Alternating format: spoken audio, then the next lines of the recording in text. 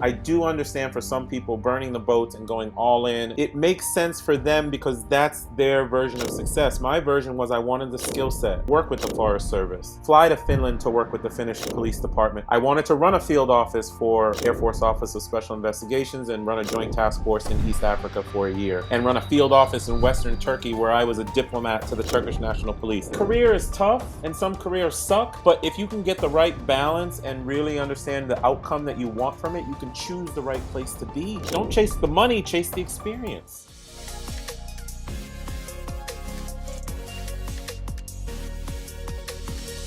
Hello and welcome to Tech Careers and Money Talk. I am your host, Christopher Nelson. I've been in the tech industry for 20 plus years, and after climbing my way to the C-suite, working for 3 companies that have been through IPO, and investing my way to financial independence, August of 2022, I'm here to share with you everything that I've learned and introduce you to people that have done the same thing. And in today's episode, I'm excited to introduce you to Maurice Philogene. Maurice Philogene, 20-year technology executive with Accenture. He also worked as a police officer and a military officer as well. He completely punched out financially independent in 2021. Today, we're going to spend the first half of the episode walking through how he positioned his career and how he was focused on financial independent while working his W-2. And then in the second half of the show, we're going to deep dive into his strategies and tactics that led him to where he is today and how he's continuing to grow. And as he says, try life on. I'm so excited for you to meet Maurice. Let's dig into this right now.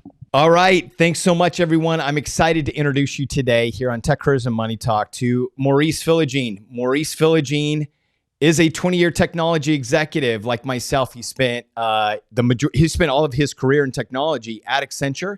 He was also a police officer, also a military officer as well. So we're really excited to share his career story with you. And then also he's somebody that punched out of the workforce in 2021, financially independent. He's somebody that I respect his mindset, his strategies, the way that he's approached it. And the beautiful thing about it is that now he's leaning back into professionals like yourselves, encouraging them to try life on. And I really, again, love and appreciate the strategies of how he's traveled to, I'm not going to quote the number because I know you will, but a lot of countries. And in there, you really develop meaningful relationships. You get to know the culture, and it's really a beautiful thing. So everybody, Maurice Philogene.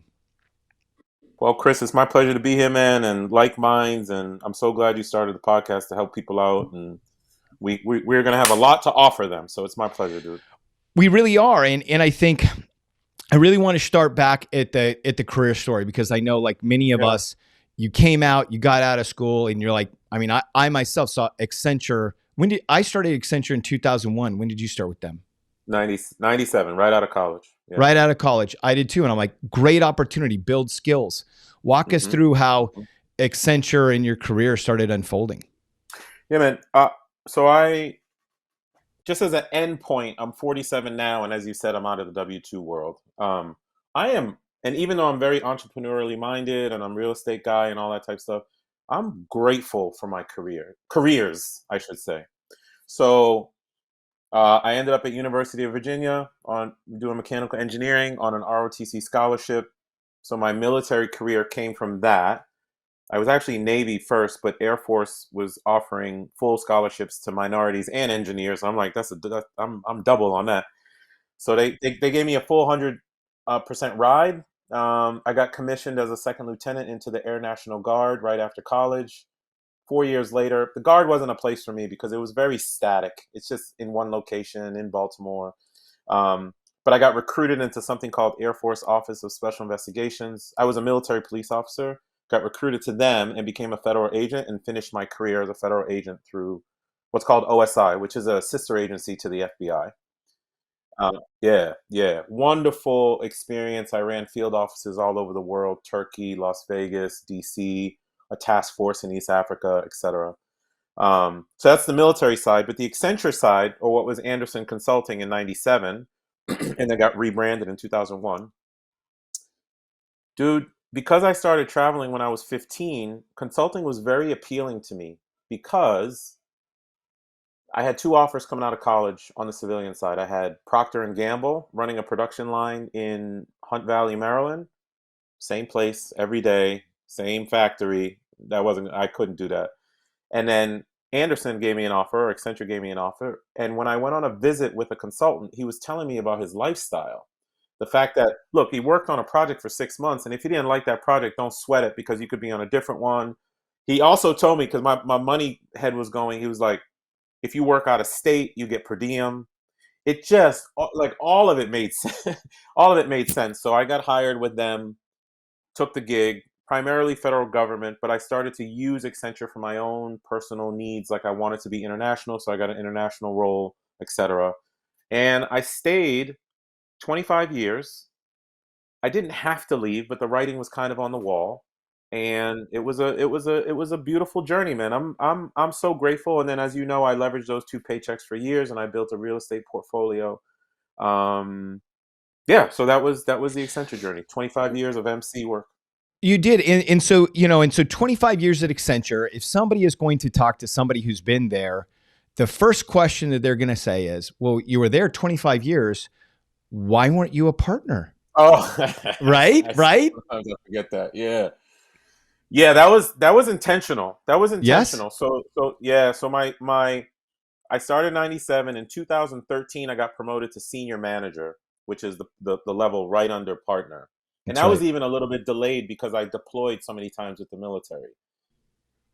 My boss Elaine, who I'm such a fan of hers, several times she asked me to enter the partner track. She's like, you have the skills, you've created a lot of revenue for us, and you should be a partner. And I'm like, nah, I'm good. And my justification for it was for the relative salary that I was getting, 170, maybe 200 grand towards the end.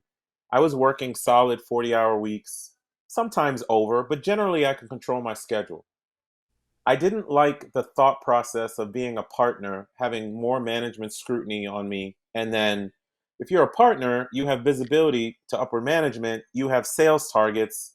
Right. There's just kind of and for the relative, I don't know, 50 grand, 60 grand more money, I just didn't see it as appropriate for me.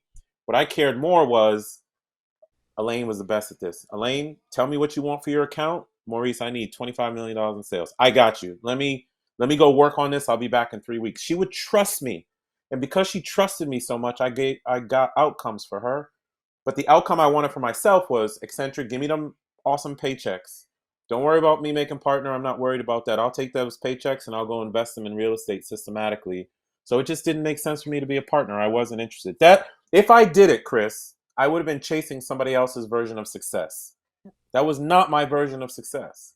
Well, and that's where I want to get into is that, like, at some point, because Accenture is a very up or out culture, right? And we find and Yeah, yeah. that culture permeates a lot of corporate culture, a lot of technology companies where, well, wait, what's next? Okay, you're the manager. Okay, are you going to get the senior manager? You're going to get the director, the senior director. When are you going to make VP? But at some point, you were looking left and right and said, wait a second, is that money worth my time? And I Yes. think many of us don't really look at where actually the asset, our time, is this very precious, highly valued asset. Where do I want Mm-hmm. to spend that? But how did Mm-hmm. how did you start? Number one, where did you discover that? And then how did you coexist with this upper out culture? I felt it in 2013, so 15 years in, and I've made this post on LinkedIn, and I've like reposted it several times. I was analyst to consultant. I'm a consultant now. I want to be manager. I'm a manager now. I want to be senior manager. I'm a senior manager now. I was like, wait a minute. Like the goalpost just keeps moving, and I'm not getting more freedom by getting these higher titles. I'm getting more responsibility and more things that I have to take care of that are crunching into my personal time that I'm using to open restaurants and build real estate and travel to 100 countries. And I didn't want that. The way that I competed with the culture was I didn't compete. I didn't care. I found what you do is you found the right boss to sit under. Elaine, in the last 7 years, and then my boss before her was this lady named Gail Nix. Gail was the one who I went to her in 2008. Actually, let me back up. This is important. I went to Gail in 2006 and I said, Gail, you run this global thing, and I have interest in being virtual and supporting global projects. I don't want to just work for the federal government. I created and I showed her how her hiring me would generate revenue for her. So I created a solution for her to support, not a problem for her to solve. Like, oh, I want to be virtual. Can you help me? No, no, no, no. I worked 7 years for this amazing human, virtual, and like Finland, Norway, Sweden, Korea. I was all over the place because I was using Accenture to get those experiences. That's what I wanted, was experiences and relationships and all that. um, in 2008, when I got the Jones to be a police officer, I went to Gail and I said, Gail, I think I'm about to quit. And she said, why are you going to quit? I said, man, because when I was on active duty for I was helping people. Like I was finding missing children, and it was a wonderful experience. And I said, I just want to be a street cop in my neighborhood. And she's like, you're going to give up 80% of your salary?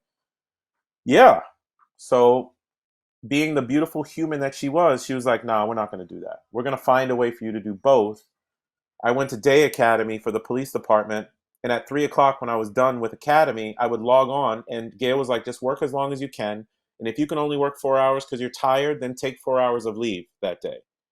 Gail was the one who gave me that. All right. So long story short, I wasn't competing with anyone at Accenture. I was using Accenture to create my own experiences, my own journey, my own relationships with the head of the Portuguese FBI, who I briefed for Accenture many, many, many times, who's still a good friend of mine, right?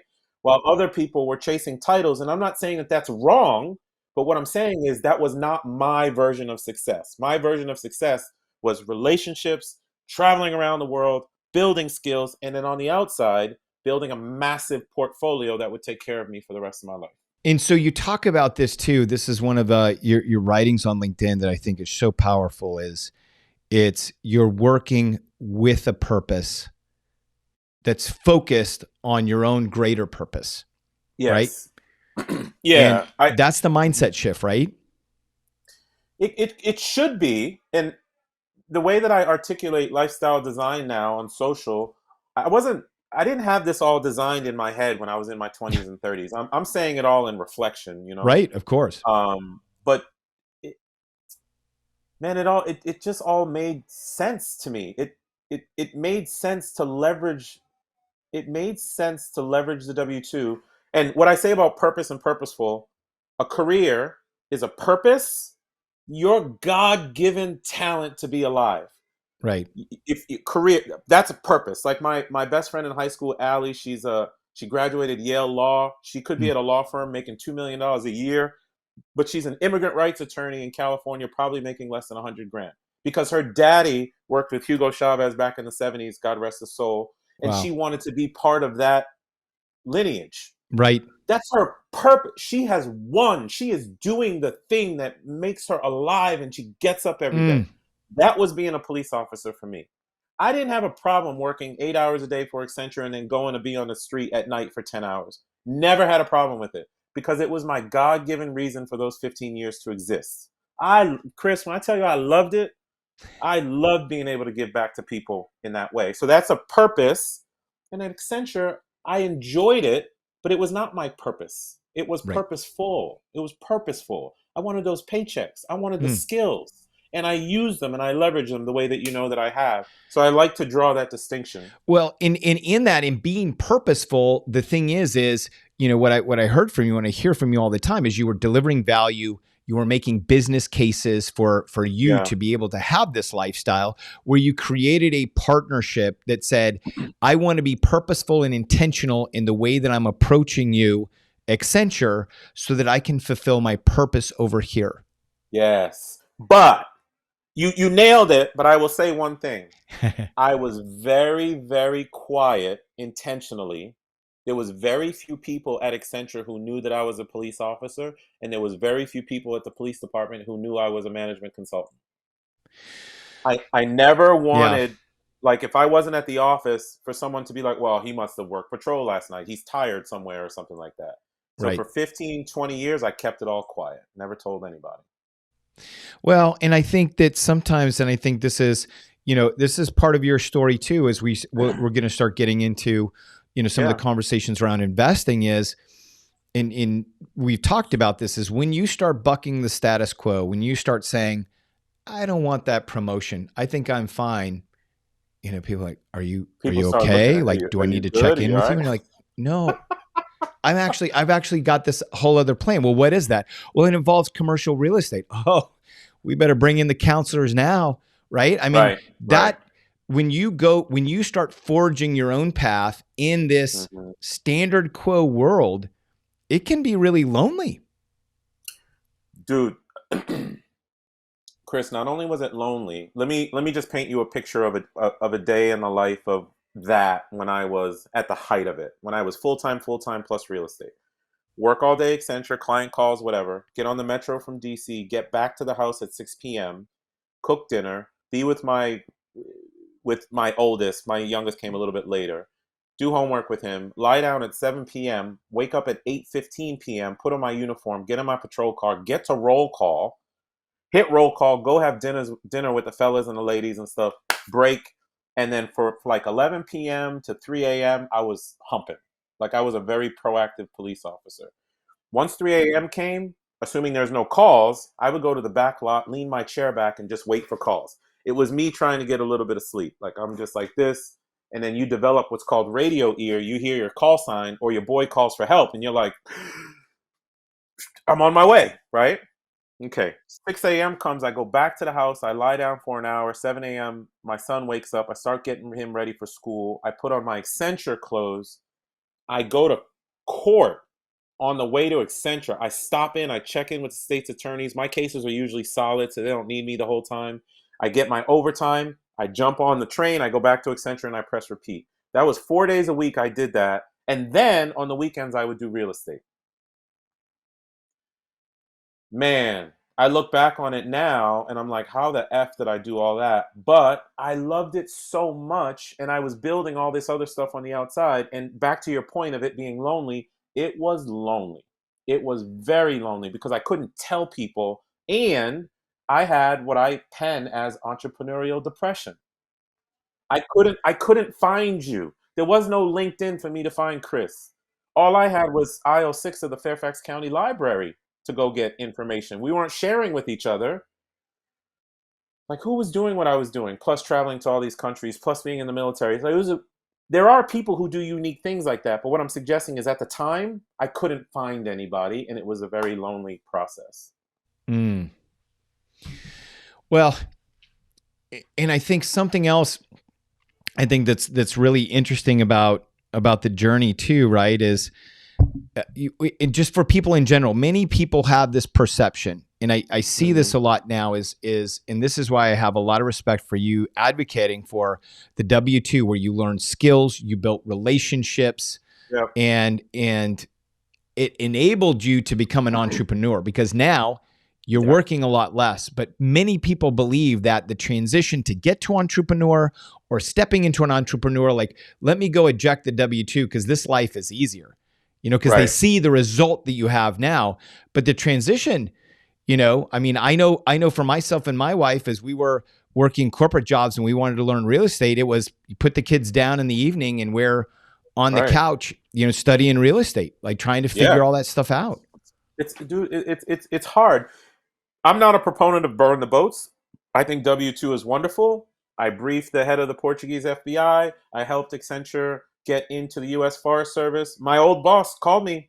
I've been gone 2 years. She called me and she said, "Hey, Maurice, I want you to know that we just won $150 million BPA at Forest Service. Your legacy continues." Because I was the first person to get us in there. So she's like, she's still keeping me a part of it. For some people, however, I understand. I do understand for some people burning the boats and going all in and all that makes sense. But it makes sense for them because that's their version of success. My version was I wanted the skill set. I wanted to work with the Forest Service. I wanted to fly to Finland to work with the Finnish police department, the National Finnish Police Department on behalf of Accenture. I wanted to run a field office for Air Force Office of Special Investigations and run a joint task force in East Africa for a year. and run a field office in Western Turkey where I was a diplomat to the Turkish National Police. I can't do that as an entrepreneur. I needed those experiences, man. So I joke about this, but now I actually take it very seriously. I think I've lived 5 lifetimes at age 47 already.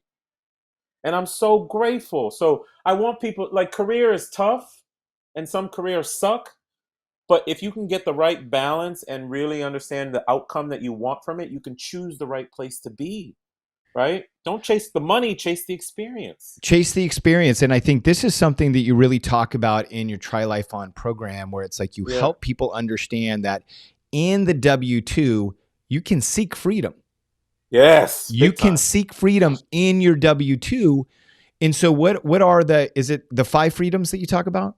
Yeah, it's the 5 freedoms. So my coaching is the goal of coaching that I do is to help people build lifestyle they don't need a vacation from. When you see me in Lebanon or wherever the heck I go nowadays, or doing business for Quattro, and okay, next week I'm going to be in Cyprus, I don't take vacations anymore. It's just how I live. I want people to build a framework by which they can live their life and they feel they don't need a vacation. But that's all focused around understanding what your perfect day is. I Mm, don't know, like I want to be in Barcelona. I want to feel the breeze off the Mediterranean, 7 a.m., coffee's going. I have a nanny. I have enough money to get a nanny. I work from a coffee shop. I have 3 calls with investors. I do my entrepreneurial stuff. Then I go hang out with Chris. We break wine. We have a glass mm. of wine together. F it. We have a bottle of wine together because we're such good friends.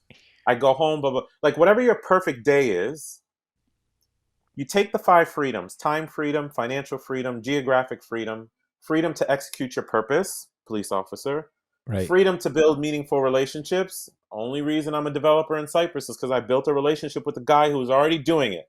right. If I just talk to Accenture people, I'm not a developer in Cyprus. You need to build relationships with Mm, people who are doing things you want to do. We build goals in those 5 buckets. Inevitably, those goals have blockers, things that are stopping you from making it happen. We co-create the actions to get over the blockers. At the end of the process, it's not that you're going to live your perfect day every day. That's impossible. But it's that right, you have the framework to live it whenever you want to, which is like, I'm in DC right now, brother, but on Tuesday I'm back on a plane to the Mediterranean because I can. right. And that's where you Yeah, want to live.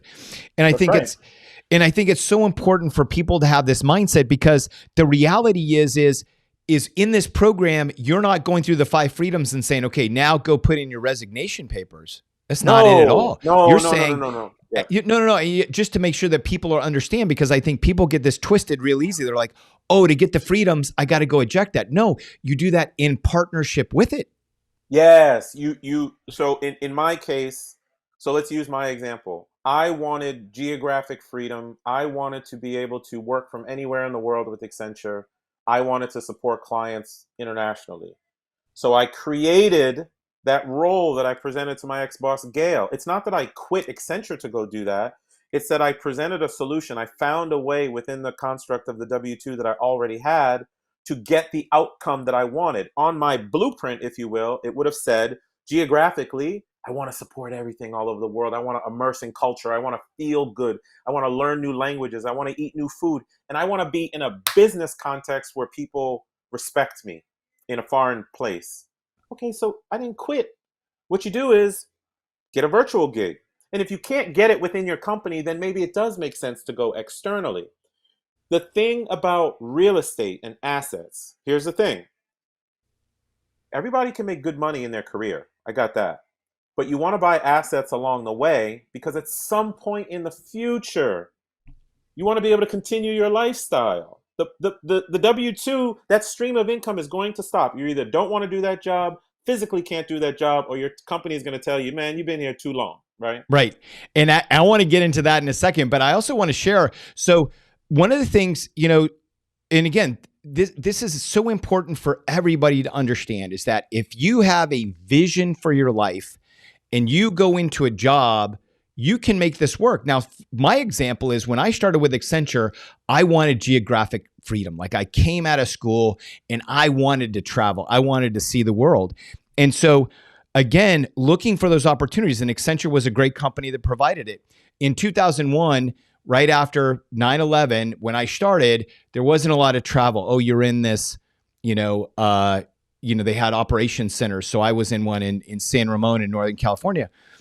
But I kept looking for different opportunities. There came this opportunity. Well, we're actually starting, we have this new SMB technology that we want to take to the enterprise. It's called salesforce.com. You could take this training, right? And so I started taking the salesforce.com training. The next thing you know, they're flying me all over the place because nobody had this training. I looked for that scarcity and I looked for this growing opportunity. The next thing you know, I not only am I being flown all over the United States, the projects are very short. They're maybe 4 or 5 months. In between, I'm taking breaks. I'm going down to Argentina and I'm learning Spanish. I actually get to the point where I would travel to on site for a week on, a week off. The week off, I would actually be in Argentina. And this was like early 2000s. I had this crazy way that my BlackBerry was forwarding to Skype that would then forward to my mobile phone in Argentina where I'm taking calls on the street. But the thing is, and this is what I want to share with everyone, is that when you have the vision and you're able to add value to the companies, and to your point, who knew about that? Nobody knew about it. Like, I kept that to myself. I kept that under wraps because the thing is sometimes when you are trying to do something that is not the norm, you have to be respectful of the fact that people aren't going to understand that. Yeah. And if you sometimes you tell the wrong people, the crabs in a barrel thing starts to happen. I don't know. It's just something you got to. I prefer to think that people are good. I inherently like people. You just have to be very careful about your dreams. Like when if you're putting your dreams out there, all of a sudden shit starts hitting your dream, or people start downplaying or saying it's not possible. I don't like possible. I like to make extraordinary ordinary. I like to go to Finland Arctic 5 times in 5 months. I like to work for the Portuguese FBI or the National Spanish Police. Whatever that thing is, you can do it inside the construct of your company, or find the company that is doing that thing and get hired by them and use the W 2. I talk about all the time, leverage the W 2 more than it leverages you. Use it for the experience that you want. I'm glad I was a police officer. I would have did that for free. But man, I got myself into a position where I had a take home car as a part time officer. I had a take home car. I would volunteer for stuff. I would do task force stuff all over the Mm. county because at night I was generally dealing with bad people. But during the day when I would volunteer, I got to shut down intersections for kids walking to school. You know how good that made me feel that I could just get out of the car as a police officer in my uniform and be like, just stop, stop, and let the kiddos come across, and I would talk to them while they're coming across and be like, I'm not even on duty in these cases, right? I'm just in my Right. marked car. The fact that I could do that gave me so much joy, and I was Mm. just leveraging that job for the joy that I wanted out of it, man. I think people should think about it more holistically than just I'm just going to get a paycheck. Yeah, they definitely have to. So we're going to take a quick break right here, and then we come back. Second half is all going to be on financial independence, breaking down what it is and the strategies to get there. So we'll be right back.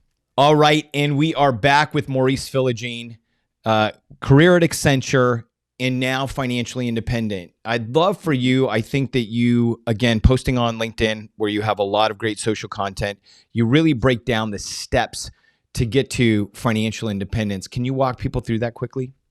Yeah, yeah. So, yeah, I do post about it. I wish I had it with me, but what I talk about is first you got to have a why. My why was very clear in the beginning. I wanted some level of freedom, and that came from I started traveling when I was 15. I traveled in France. It really hit me as an inner city kid that life could be different. And then when I was 21, I found personal finance for dummies. Then I realized if I could generate passive income, then I would have the space and time to go have those feelings that I had when I was 15. That's it. That was my why the whole time was I just want to do what I want, when I want, how I want. Period. Okay, you got to have a why. Okay. Then you got to have paychecks. You take those amazing 2 paychecks and you pay yourself first. Step 3 is pay yourself first. You are your number one bill. Why is it that the cable company has more priority than future Chris or Maurice? It doesn't. You pay yourself first. You store money away, not save money. You store money. So meaning if you get net 5 grand a month in your paychecks and you have $2,500 worth of bills, then you have the ability to store 2,500. You're storing it. You're putting it somewhere systematically. And once you have enough in that storage to buy an asset, you go buy the asset. So for me, the asset was real estate. As soon as I had enough money in storage to go buy a piece of real estate, or sometimes stock, I would do a couple things here and there. I did it. Now here's the key. Once you buy that asset, and if and when that asset creates some kind of cash flow or equity or whatever, you take that equity and cash, you don't spend that. You couple that with your paycheck, and then you do it again, and you store again until you get to the point where you have enough to buy an asset. Again, now you're buying asset number two, number three. And what happens is over time, the time compresses to get the asset. So I found myself, the 2000s are a little bit funny because you could get no doc loans and you didn't have to do down payments. That was a little bit that was a little bit funny time. But in general, I was buying an asset like once every 11 months or something. And then by the time compounds, when I hit age 41, something crazy happened. My wealth just hit this inflection point because the time for me to buy assets was down to a month. I was buying one asset a month. I didn't even realize it until it was happening because I was so systematic about my process over the years that it started to compound on itself. And that's how I got myself to financial freedom. So it was single family homes, 2002 to 2015, got up to 35 single family homes. A bunch of them had equity in them. I sold the ones that had equity. I paid off the other ones. And I found myself with 18 paid off homes generating 160 grand. And that was 2014. And I think I was like 38 years old. But as we were saying before, careers are purposeful. I didn't want to quit.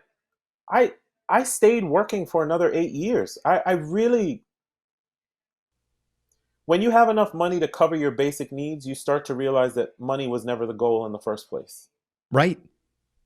You realize it, and I Yes. went through it. I went through that.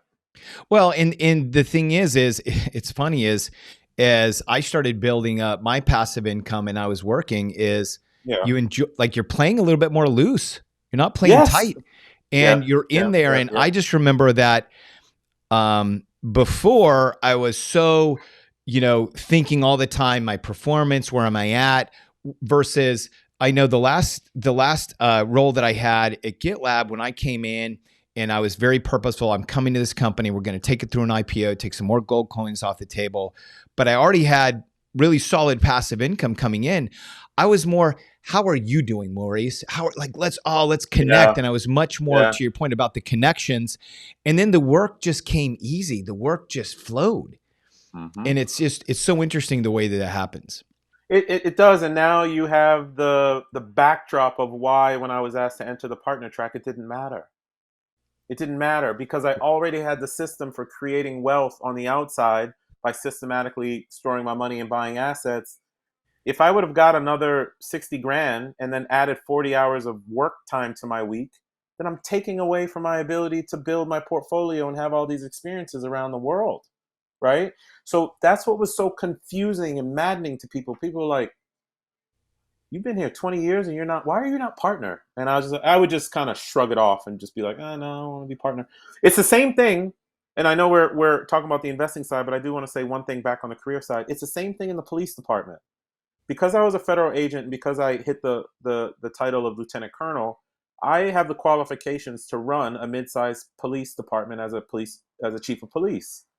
So when I got there, people were like, damn, you've done task forces and murders and espionage and all that. Why are you not a detective? I don't want to be a detective. I came to being a police officer at age 33 so I could be in the huddle. I miss football. I just Right. wanted to go to roll call and just go out on the street and be one of the guys and the girls and just go do good work. Why is everybody so focused on I got to get to lieutenant or captain or chief of police? Mm, Or that was not my purpose. But the reason I had the ability to say that's not my purpose is because I built this portfolio on the outside. I didn't need the money. I was there for the experience. So mm. that's how it all ties together. Real estate and investing is very purposeful. It is not about money. It is about the ability to live life the way you want to live it. And that's what that money gave me. Well, and I think when you have a purpose, right? I mean, my purpose was and is the fact that I want to be able, as my boys are now 9 and 10 respectively. I want to be able to walk with them into manhood, and I want to be able to be present. I want to be able to prioritize that journey and go on some adventures with them and walk with them in that. And I think when you have that purpose, I mean, this is something that you and I talk a lot about, which is this whole concept that is counterintuitive, not just to W-2, but also counterintuitive to investing, which is deleverage. When you Yes. have an investor and you're like, oh yeah, I'm sitting on, these 10 paid off homes, or I've got 5, paid off homes, and they're just sending me these checks as my baseline. Oh, you need to exit out of those, and you need to get leverage and lever up. No, I I'm don't. good. I'm actually good. But this is Yeah. where purpose, when you apply purpose across W-2 and investing, and your focus is really, where am I spending my time? Where am I lining up against my freedom goals? Mhm. Your whole perception, or your whole definition of success changes. It does, brother. And when I got to that level of investing in 2014, where I had the 160 grand, I got really bored because I was still pressing repeat on the same methodology that I had been using since 2002. That's how I got the push into multifamily, because I wanted to do something different and I wanted to learn, right? So I did 8 multifamily deals on my own by myself. I had 1 or 2 partners, but it wasn't systematic. It was just me learning. 2 of them were mobile home parks, which is interesting. And then in 2020, started Quattro Capital with 4 other partners, and you know that story. We've done 220 million of real estate in the last 3 years. That's not me trying to be the biggest dude or have the most assets under management. No, that was me trying to help people on their financial freedom journey get it faster than I did, because mine was really slow. But where I am now on a personal level, and you and I talked about this, I'm actually deleveraging a bit. Meaning I still have some loans on some single family stuff that I got later in life, maybe in 2018, 19. I got like a 200 grand, 220 grand payday out of this other multifamily project. I didn't go get another multifamily. I paid off one of the single family loans that I had. So now that place is $1,600 of cash flow added to my pocket for the rest of life. You want to get yourself in a position where you are stable. And then the other thing is, now I don't think about money at all. I'm not thinking about growing my business. I'm not thinking about being the biggest guy. I'm thinking about having the most experiences and relationships that I possibly can for the rest of my life. So I just bought a house. I'm trying to buy a house. So I'll probably close next week. And I intentionally bought that house with cash because I don't want the leverage. But I bought it because it's an entertaining house. Like, I'm going to be able to have friends and family come over. Everybody hangs out in the gourmet kitchen and stuff like that.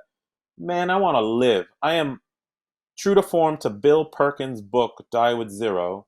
I am no longer optimizing for money. I am optimizing for life fulfillment at age 47. I put in 25 years of a ton of work.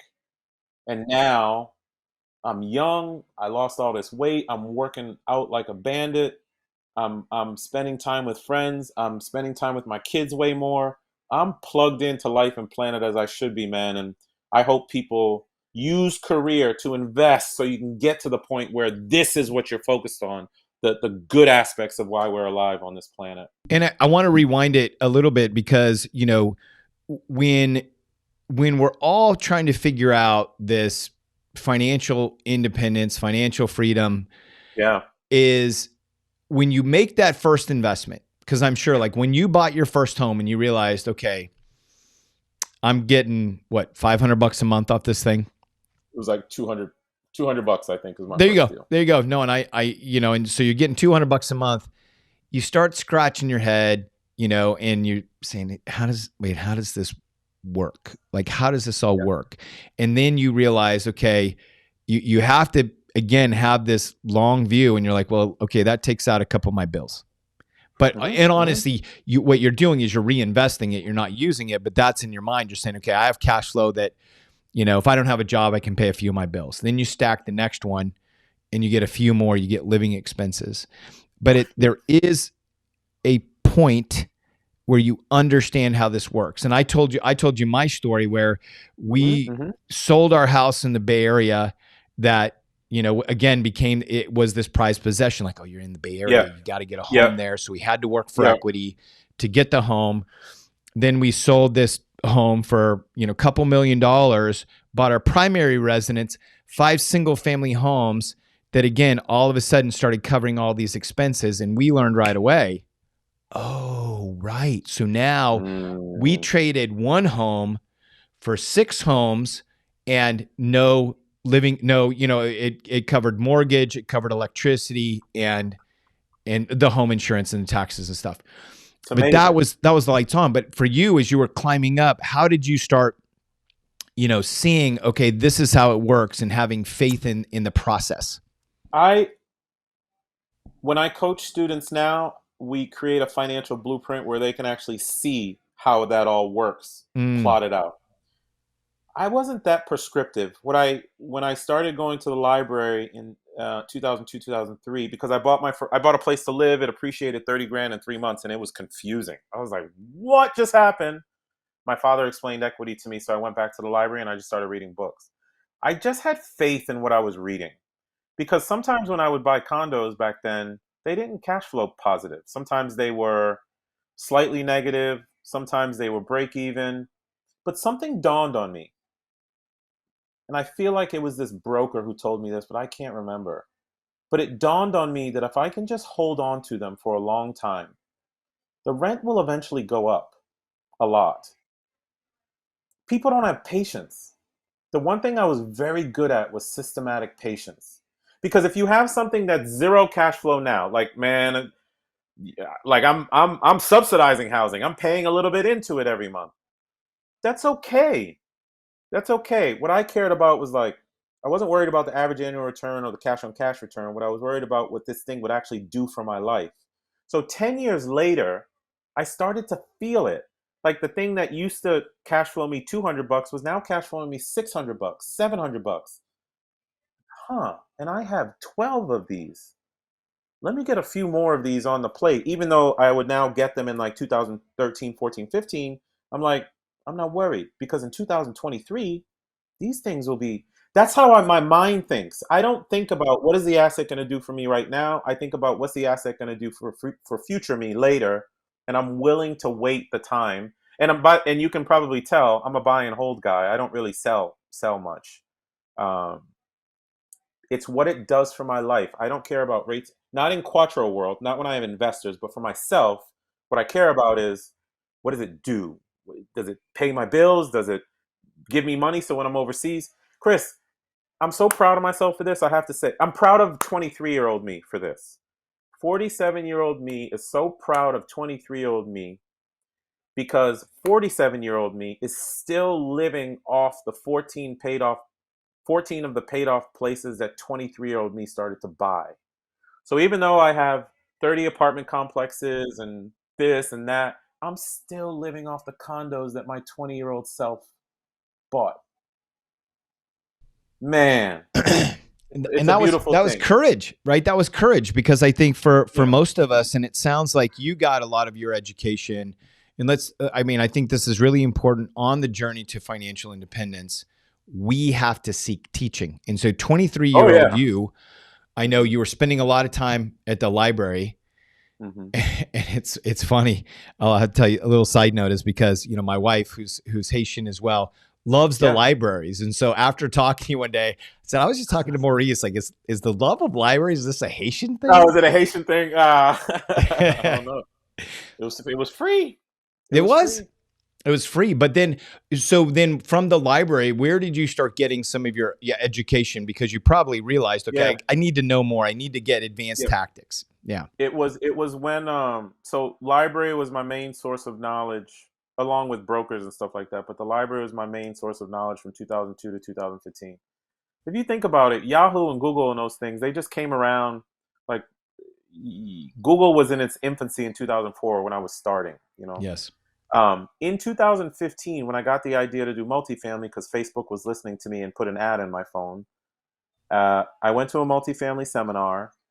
I walked out of the seminar in 7 minutes. It was one of those introductory ones. I'm like, yep, this is the thing that I'm doing. And eventually I paid 50 grand for a one-on-one mentor. Now, here's the thing. I had 50. I think I sold a condo or something. Because I started to realize, why am I going to reinvent the wheel when this person has already done what I want to do? Right.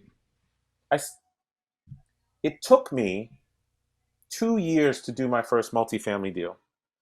And you know what got me over the hump? That mentor getting on a plane from Providence, Rhode Island. I, I love this story.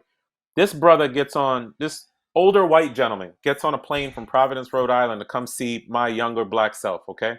And I'm saying the colors for a reason, so bear with me. And he's like, clear your schedule for 48 hours. All right. So Craig comes down, we start talking. This man never really gave me like tactical stuff to do to go buy the real estate. What he was doing was messing with my mindset about it. And he Mm. said to me, what makes you think that you, Maurice, young black dude, are not as good as me, Craig, older white dude? Why do you think I'm better than you? Why do you think I can close deals and you can't? It's like, you're not better than me. He said, exactly. Go get a deal. I had a mobile home park under contract 3 weeks later. Wow. Just because that mentor went out of his way to get on a plane to come challenge me. Because every time I ran into a problem in multifamily, status quo would pull me back to single family. I'm like, I'm good with the single family. I'll just go back there. Mm. This is what mentors do for you. So on an average annual basis now, I probably spend 100 to 150 grand yearly on education, conferences, traveling to see people, mentors. I spend a ton because they are where I want to be. Right. And I know that, it's so interesting that we will spend, how many now, hundreds of thousands of dollars on an education where we have a lot of very gifted professors that understand Yeah, theory of a lot of things, but people are hesitant to spend tens of thousands of dollars with people that have the been there, done that experience and really want to walk alongside you like Craig did to see you be right, successful and arguably right. sometimes kick you in the butt when you need it. Yeah, yeah. He kicked me in the butt, and I say that all the time. And we'll pay 100 grand for a paper degree as an outcome, but we won't pay 20 grand to someone who's done exactly what you want to do and can get you there in a 3 month time frame. It doesn't make sense, but I don't blame people because 20 to 30 years of formal education and our family upbringing has told us that this is the path you are supposed to go down. That's right. Now, both of my children know the rules already. They got two things to do in life: one, be happy; two, learn how to make money grow. That's it. If you want to go to college, Dad's not paying for it because I don't. No, you have to be happy and you have to learn how to make money grow. If you want to go to college as a rite of passage, or you want to go play football, you want to. I'm okay with that. But the thing that drives most of our ability in life is creating revenue such that we can, and not a lot. Some people just need 5 grand of passive income to live the way that they want to live. That's Some right. people need 10. Some people need more than that. Some people just need two. Whatever the number is, learn how to apply your money to that. Get your basic needs covered, and then you are free to build from there. And then life changes. We don't necessarily need a paper degree, but I will not bash college either because we need doctors, we need lawyers, but I love technical schools. There are plumbers who make 130 grand a year. There are HVAC specialists who make 190 grand a year, but only pay 10 grand to go to the school. Why are we going into this big system where we're paying 100 grand to get a music degree? No, no, I'm not hating on music, but why? Right. Because it's a system and it's a business. Don't get it twisted. Colleges are a business. They are a business, right? We have to do self education to free ourselves from all this stuff. And that's what I was very good at doing.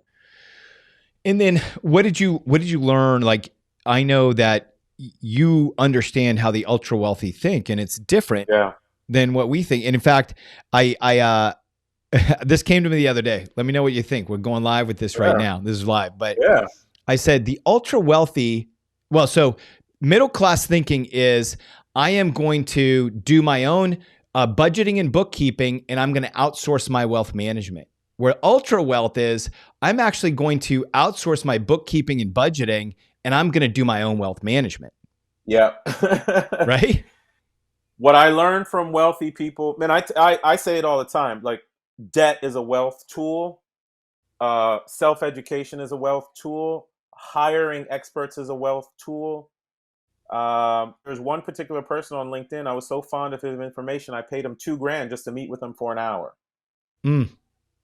wealthy seek information and will pay for it. Will pay for someone's time because that shows to that person you value their time. They they won't waste your time. They will give you exactly what you need. Now, I joke, but I'm serious. For all the relative success that I've had, I think I know 7% of the rules of the rich. I, Chris, there's so much out there. Like even having the conversation with you, learning about posturing for equity as a play, right? I learned something new. I learned about cost segregation studies and grander multifamily. One of the reasons I just bought this house cash is because I did take a distribution from a retirement account I had. I'm not going to pay any penalty because I have so much uh, um, depreciation available to offset the taxes. I did the calculation. I'm like, no, I'm not going to pay any tax on that at all. The wealthy, as their number one tool, they minimize their taxes. They don't react to taxes, they plan for taxes. And then they take that money that they never paid into the tax system legally, and then they reinvest it over and over and over again. These rules are not exclusive to anyone. You have to go out and seek them and put them to use in your own life. I have done it to an extent. I can get better, like with whole life policies and things of that nature.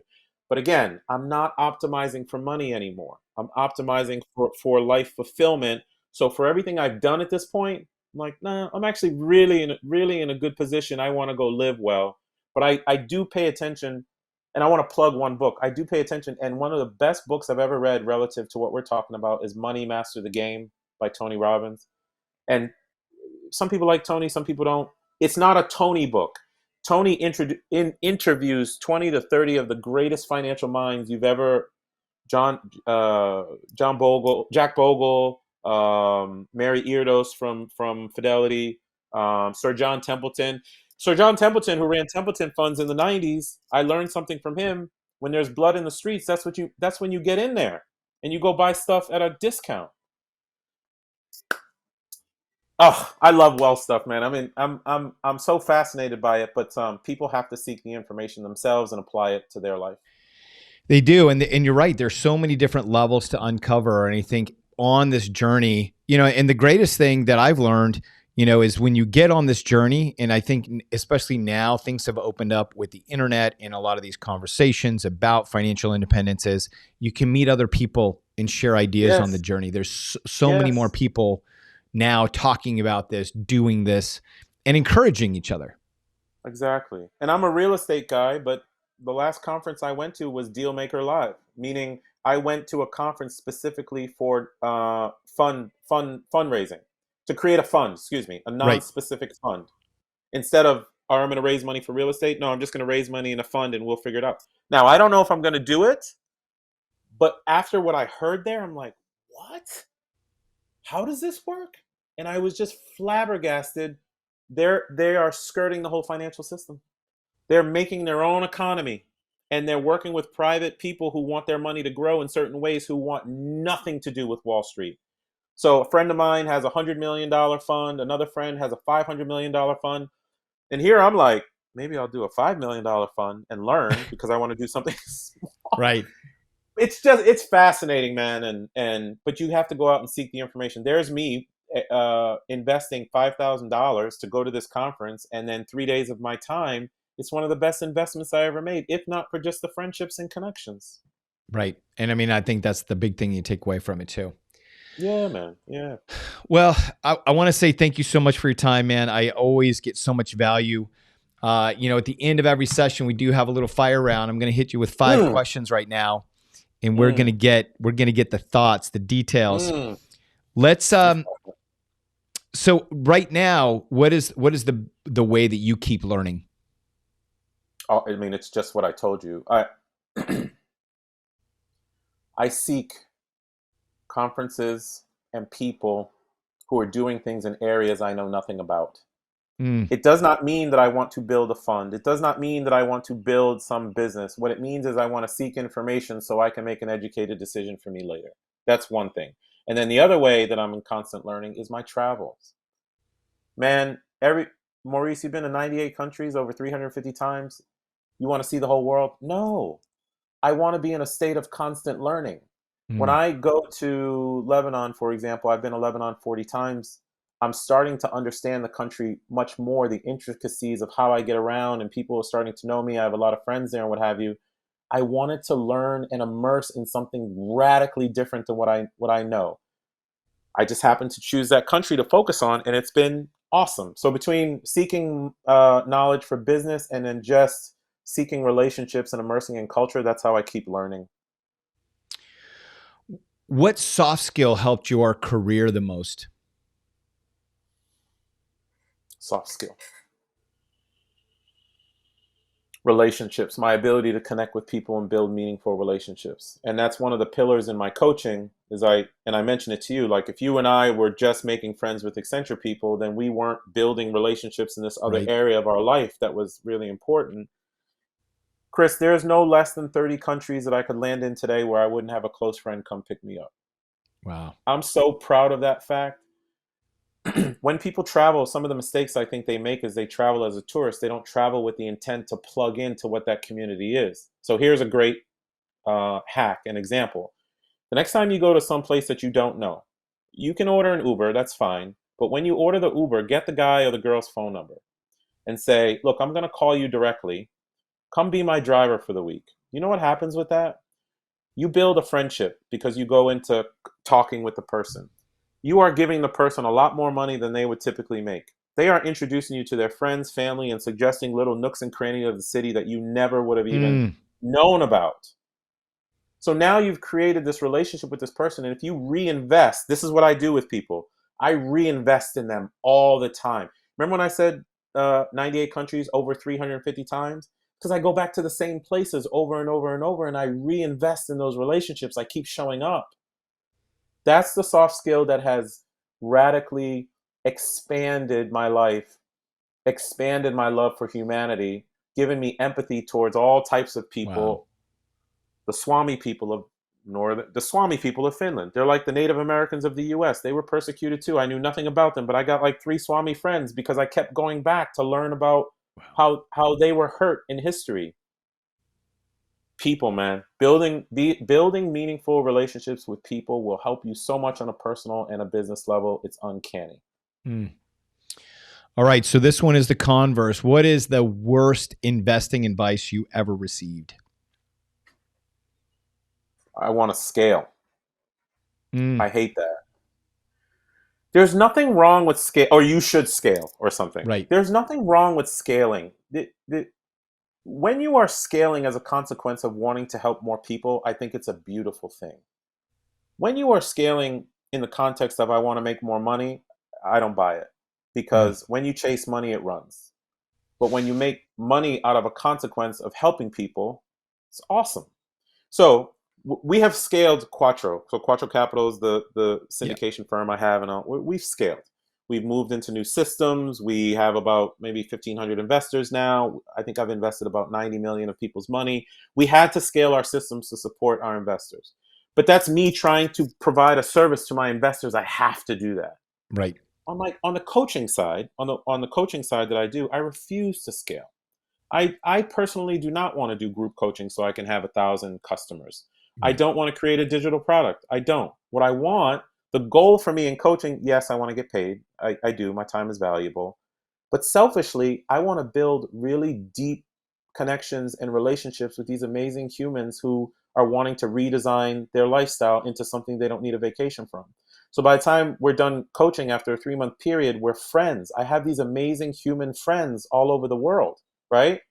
But I can only handle 10 people at a time, just time wise. But it's immersion. It's beautiful, man. So no, I don't want to scale my coaching business. I want to keep it right where it is so I can connect with people in a meaningful way. So this default of you got to scale says who? Like, what is your goal for the whole thing? I don't like when people just automatically go to everybody has to scale. When they default to that, yeah, it's too much. Yeah. What do you do to recharge your batteries? I'm a gym rat again, thank Mm. God. My son, my oldest son, who I helped design his life, he is now a aspiring professional bodybuilder because he didn't want to be in the office environment. So we reverse engineered his lifestyle and how he's going to support it. But on August 3rd of last year, he came, which is my birthday. He looked at me and he pretty much said, "Dad, you look like shit. Where's the football dad I used to know who took care of himself?" And he just woke me up, Chris. Wow. And Yeah. I was 252 pounds, where normally I should be roaming around 225. I was still going to the gym, but you cannot out gym a bad diet. So I gave up beer. I started getting a certain amount of protein every day. I have not missed taking a set of supplemental vitamins in almost a year. I started a push-up challenge in May. I have not missed 1 to 200 push-ups a day in almost over 65 days now. Wow. I'm deadlifting 500 pounds again. My abs are back. Man, that's what I do to recharge. I'm at the gym every morning at 4 a.m., assuming I'm in town, but I'm doing something around 4 a.m. physically because that's what keeps me going. And what would be what would be the advice that you would give your younger self from what you know now?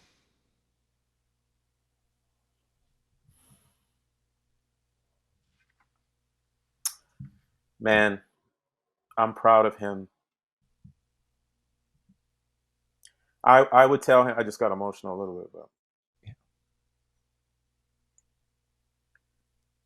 That journey, man. When I talk about it on LinkedIn now, it comes out as this seamless thing that Right. happened. No, not even close, right? What I Yeah. would tell him is go find like-minded people as soon as you can. Mm, I did way too much of it on my own. And as I think about it today, just the amount of lonely nights between like Accenture during the day, street cop shit at night, real estate on the weekend, the fellas are going out, but I need to do tenants, termites, and toilet bowls and stuff. And I really never sought out support while I was doing it. I, yeah. I, I made a mistake.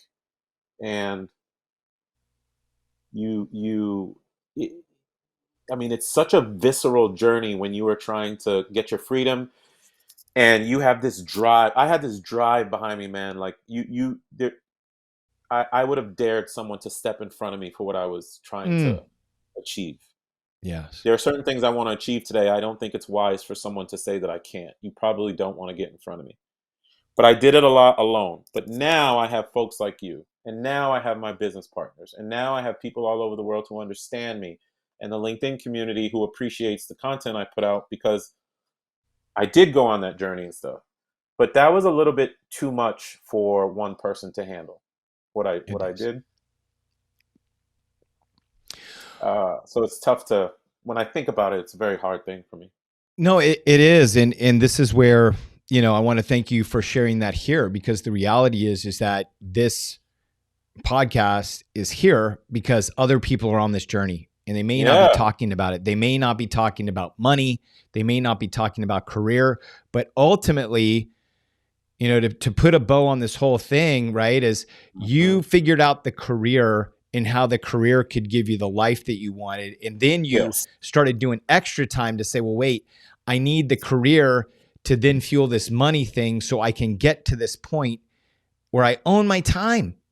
Yes. But it is, I mean, I'm blessed that the majority of this journey, I had my wife, you know what I mean? But there Yeah. was many years when I was trying to figure out the career thing where, I was on the road alone and I had a tour of duty where I was in Asia and it was an amazing experience, Hmm. made a lot of relationships, but there was also long nights, feeling alone, doing a lot of solo traveling that is good. And I think what we want everyone to know listening is like, we're here.